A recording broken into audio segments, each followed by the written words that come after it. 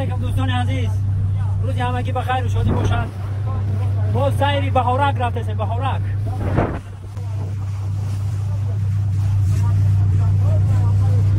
پیاده را که هم تراس قدیمی کردن. یک بار شما را من نشان بدم تراس ببینید علامات.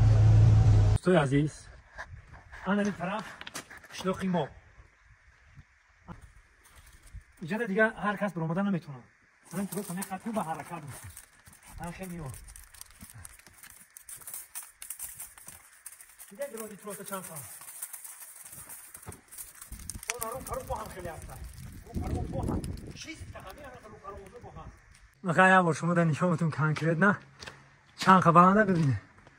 دیده اینه میره ها تمام بریم میری